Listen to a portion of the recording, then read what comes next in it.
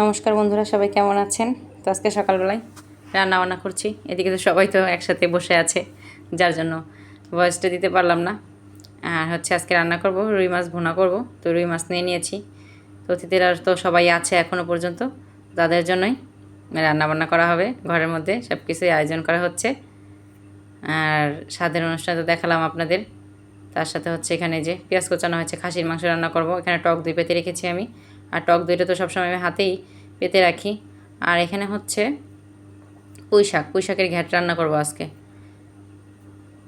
আর এখানে রসুন থেতো করে নেওয়া হয়েছে। তার সাথে মাংস, খাসির মাংস। এই যে আমার ননদ আবার খাসির মাংসগুলোকে বেছে দিচ্ছে।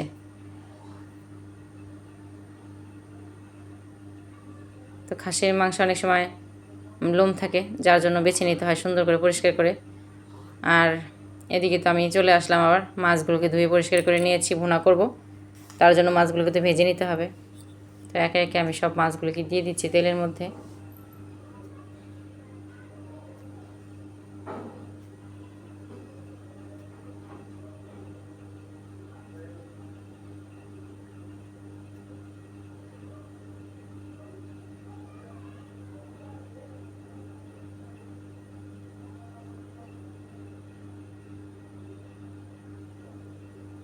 মাছগুলো তো ভাজা হয়ে গেছে, দেখুন নামিয়ে নিয়েছি আমি। এখন ওই তেলের মধ্যে দিয়ে দিয়েছি যে একটু তেজপাতা আর পেঁয়াজ কুচানো। পেঁয়াজটাকে আমি ভেজে নিব এখন লাল করে। পেঁয়াজটা তো ভাজা হয়ে গেছে। এর মধ্যে দিয়ে দিলাম জিরে বাটা,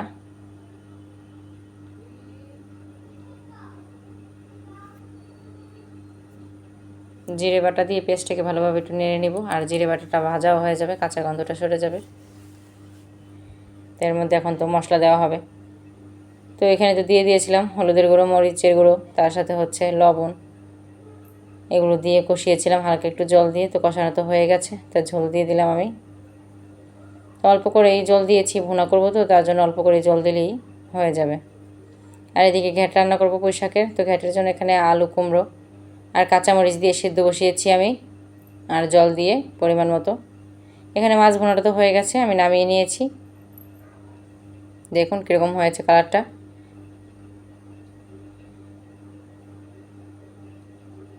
তার সাথে পুঁই শাকটাও সেদ্ধ হয়ে আসছে প্রায়। এখন পুঁই শাকটা ফোড়ন দিতে হবে।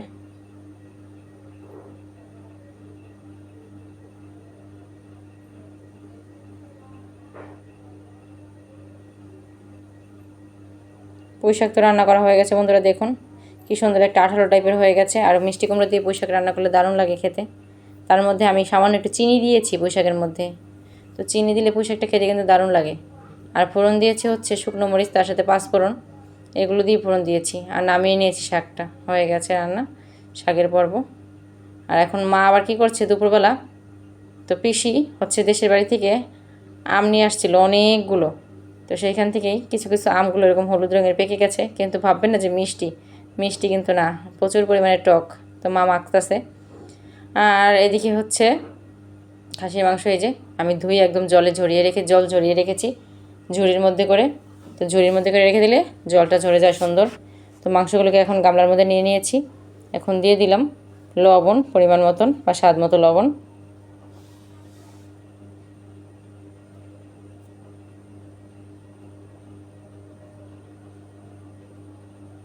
এখন দেওয়া হলো মরিচের গুঁড়ো।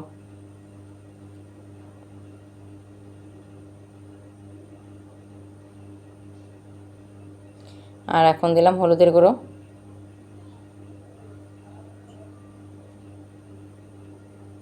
দিলাম রসুন থেতো করে নেওয়া। রসুনটা এভাবে থেতো করে নিলে কী হয়, মাংসটা খুব খেতে কিন্তু দারুণ লাগে। তার সাথে মাংসের রঙটাও খুব সুন্দর আসে, আর ঘনত্বটাও খুব ভালো লাগে। এর মধ্যে দিলাম আদা বাটা পরিমাণ মতো।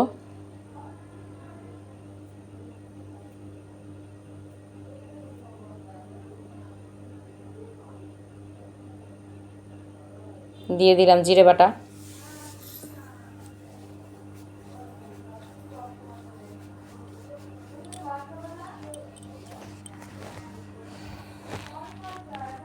তো জিরে বাটা তো দিয়ে দিলাম। এর মধ্যে দিব হচ্ছে তেল, পরিমাণ মতো তেল দিয়ে দিব। পরিমাণে একটু বেশিই দেবো তেল, খাসির মাংস রান্না করতে গেলে একটু ময় মশলা তেলটা একটু বেশিই লাগে পরিমাণে থেকে। এখন আমি মেখে নেব সুন্দর করে। দেখুন মাংসটা আগে থেকে ম্যারিনেট করে রাখলে খুব ভালো হয়। তো সময় নাই কি আর করার, দুপুরবেলা তাড়াহুড়ার মধ্যে রান্না। তখন মেখে নিচ্ছি সুন্দর করে আমি। এখানে প্রায় 2 কেজির উপরে মাংস আছে। এখন মাংসগুলোকে সুন্দর করে মেখে নিতে হবে।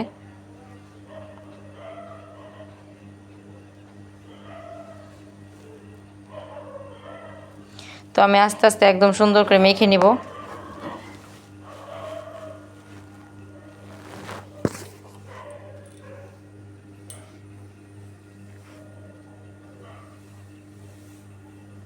মাংসটা যত বেশি ভালো মাখা হবে তত ভালো কিন্তু মশলা ঢুকবে মাংসের মধ্যে। এই জন্য একটু সময় নিয়ে ধীরে ধীরে মাখাতে হয় মাংসটাকে। মাংসের মধ্যে দিব এখন পেঁয়াজ কুচানো,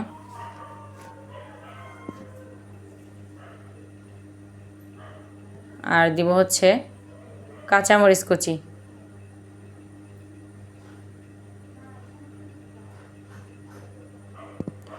দিয়ে এখন আমি মাংসটাকে সুন্দর করে মেখে নেব আর একটু।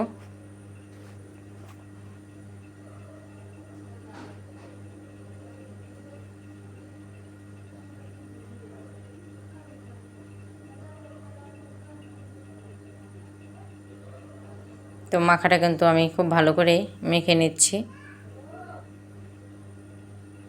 হয়ে গেছে মাংসটা মেখে নেওয়া।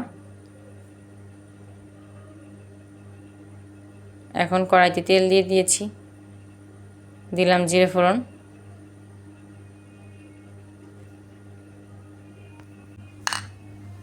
জিরে ফোড়ন দেওয়ার পরে দিলাম তেজপাতা। অর্ধেকটা পেঁয়াজ তো মাংসে দিয়েছিলাম, বাদ বাকি অর্ধেকটা দিয়ে দিলাম তেলের মধ্যে। দিয়ে এখন পেঁয়াজটাকে লাল করে ভেজে নেব।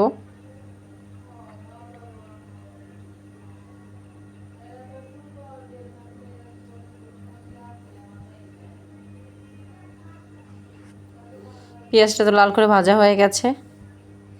এখন এই যে মাখা মাংসটাকে দিয়ে দিব। আর টক দইটা পেতে রেখেছিলাম, যে টক দইটাও দিব আমি কষানোর মধ্যে। হচ্ছে টক দইটা দিলে কি হয়, মাংসটা খুব সুন্দর সফট হয়ে যায় খুব তাড়াতাড়ি। এটা একটা টেকনিক রান্নার, বলে দিলাম আপনাদের। তো টক দই দিলে মাংসটা খুব তাড়াতাড়ি নরম হয়ে যায়। এই জন্য খাসির মাংসে আমি টক দইটা ব্যবহার করি।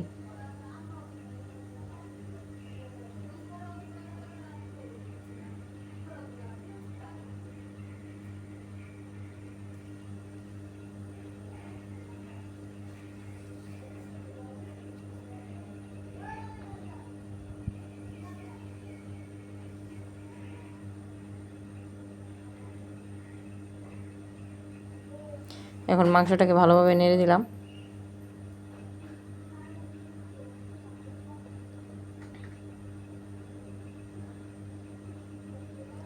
তো বন্ধুরা দেখেন, এর মধ্যে জল দেওয়া হয়নি, কিন্তু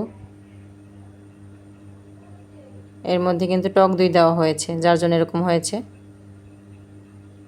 আর ওইটা তো কষানো হয়ে গেছিলো মাংসটা, তারপরে দিয়ে দেওয়া হয়েছিল ঝোল পরিমাণ মতন, ঝোলটাও ফুটে গেছে।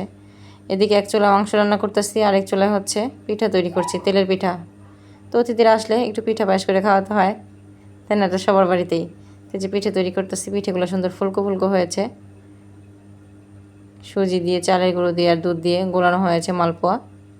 তো মালপোয়াগুলোকে ভেজে নেব এক এক করে। তার সাথে হচ্ছে মাংসটা তো রান্না হয়ে গেছে, গরম মশলা বাটা দিয়ে নামিয়ে নিয়েছি। দেখুন কত সুন্দর একটা কালার আসছে। তো রান্না তো হয়ে গেল। এদিকে পিঠে ভাজাও হয়েছে, আরও কয়েকটা বাকি আছে, তাহলে শেষ। তো বন্ধুরা, সবার আজকের ভিডিওটি কেমন লেগেছে? তার সাথে অনেক রকমের রান্না বান্না করলাম, আর 2 দিন ধরে তো অনেক আনন্দ করলাম। তো সেটা তো আপনাদের সাথে ভাগ করে নিলাম। তো কেমন লেগেছে আপনাদের ভিডিওটি অবশ্যই সবাই কমেন্টে জানাবেন। আর সবাই ভালো থাকবেন, সুস্থ থাকবেন। আজকের ভিডিওটি এই পর্যন্ত।